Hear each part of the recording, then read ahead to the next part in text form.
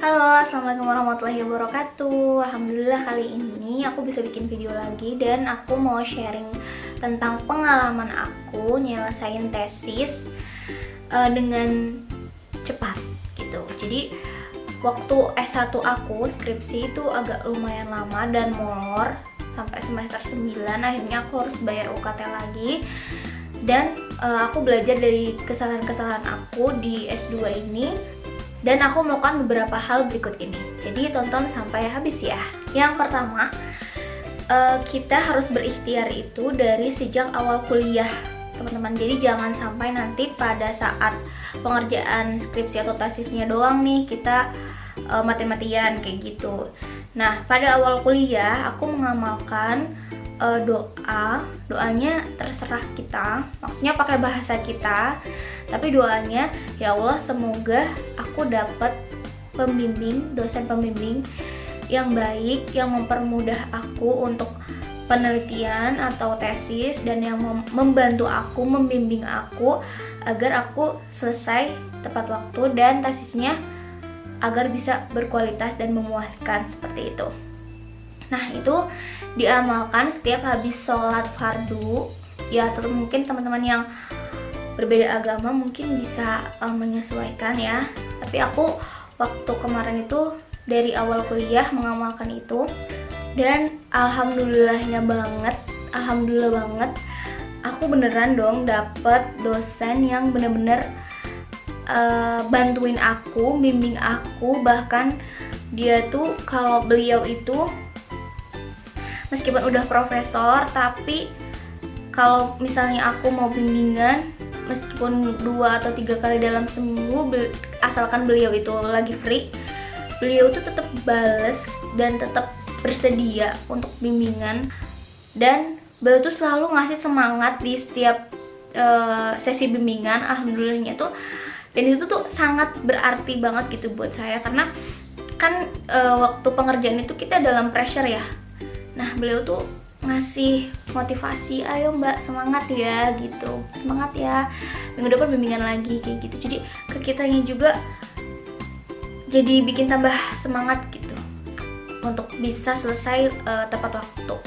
Nah, terus yang kedua, ketika teman-teman udah berdoa, teman-teman juga harus cari tahu nih kira-kira siapa dosen pembimbing yang cocok untuk teman-teman. Dan yang orangnya itu yang paling penting adalah harus mau atau mudah dihubungi. Jangan yang susah dihubungi, meskipun dosennya baik, tapi kalau susah dihubungi itu juga akan memperlambat bimbingan kita, proses bimbingan kita. Jadi kalau bisa cari dosen yang komunikatif. Caranya gimana sih kita harus cari dosen yang komunikatif? Caranya kita ke kakak tingkat yang lagi skripsi atau lagi tesis, terus tanya-tanya dosen pembimbingnya seperti apa, komunikatif, balas WA, kemudian bimbingannya berapa kali dalam seminggu atau dalam sebulan. Nah, dari riset itu, dari berbagai kakak tingkat yang kalian tanya, kalian bisa menyimpulkan nih dosen pembimbing mana yang kira-kira bisa kalian pilih, kayak gitu. Soalnya biasanya kita di semester akhir itu disuruh milih mau dosennya siapa gitu, tergantung kampusnya juga sih. Ada juga yang langsung ngajuin tema dan dibagi sesuai tema tersebut gitu. Tapi kalau di aku, kebetulan kemarin aku disuruh milih, jadi aku melakukan riset itu terus milih dosen yang kira-kira cocok gitu buat aku. Terus yang ketiga, kalau bisa ini pilih topik yang kalian sukai. Jadi kalian garapnya itu ada interest gitu, ada rasa ketertarikan juga untuk mendalami. Beda dengan kalian pilih topik yang di luar, benar-benar di luar bidangnya kalian, atau kalian nggak tahu sama sekali, itu kemungkinan bikin malas kayak gitu loh. Tapi kalau misalnya ada ketertarikan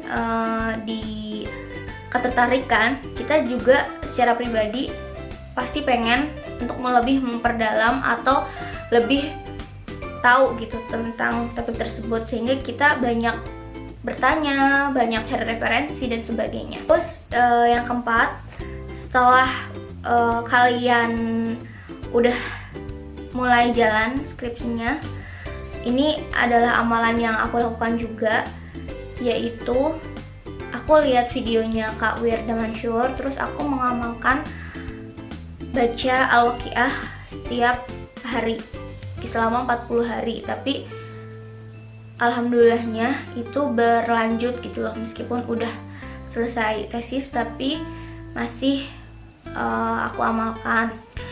Jadi bacanya itu terserah kita mau pagi, siang, sore ataupun malam, yang jelas tetap baca surat Al-Waqiah setiap hari. Kalau misalnya lagi haid, kalau aku kemarin aku dengerin murotal aja sih, dengerin dari speaker gitu sambil benar-benar kita juga dalam hati baca seperti itu.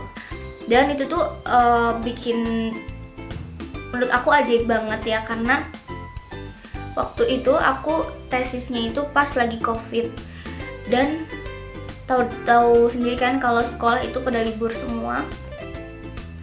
Alhamdulillahnya dosen aku itu memperbolehkan aku untuk penelitian secara online, dan itu membantu sekali.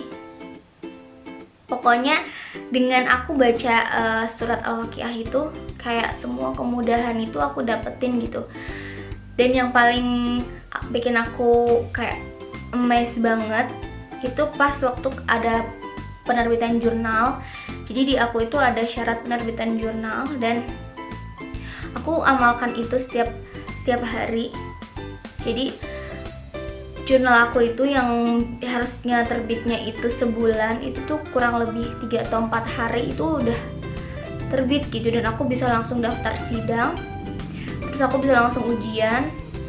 Dan alhamdulillahnya meskipun tesisku agak mundur karena COVID, alhamdulillahnya uang UKT ku bisa kembali dan aku bisa beli kamera ini yang buat ngerekam ini.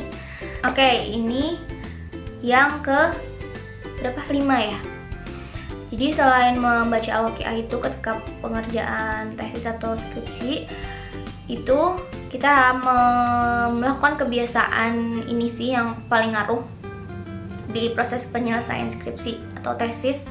Jadi kita harus buka file skripsi atau tesis kita itu setiap hari tanpa terkecuali, entah itu cuma 1 menit, 2 menit, atau 3 menit. Biasanya aku bukanya setiap mau tidur dan bangun tidur. Jadi setelah sholat subuh itu kan kita leye-leye atau mungkin ada yang tidur lagi kan. Nah, daripada tidur lagi mending kita buka laptop, terus kita buka-buka file skripsi kita.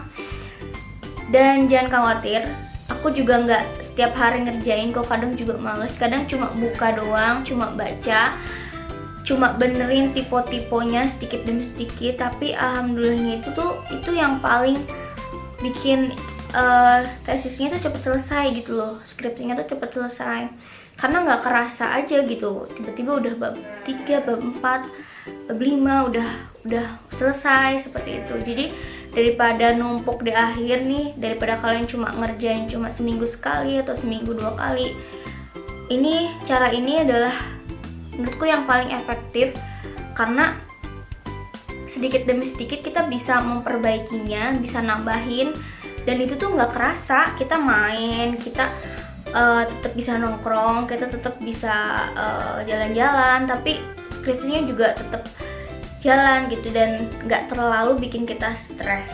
Itu sih menurut aku.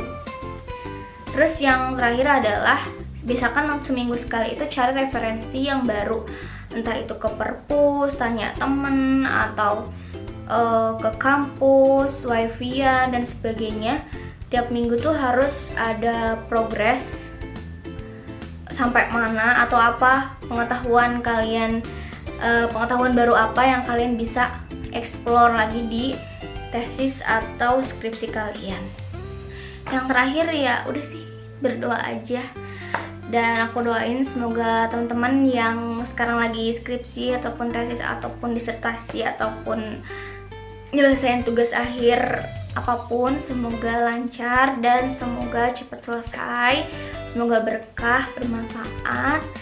Dan terima kasih sudah menonton video ini. Jangan lupa di subscribe dan di share, siapa tahu teman kalian lagi butuh.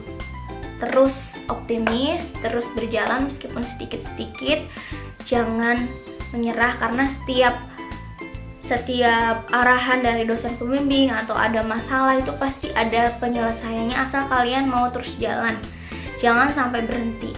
Kalau berhenti kalian bakalan bener-bener pusing, bener-bener mumet, dan kalian bakalan ngerasa ini udah kayaknya nggak mungkin deh, aku kayaknya harus ganti judul dan sebagainya.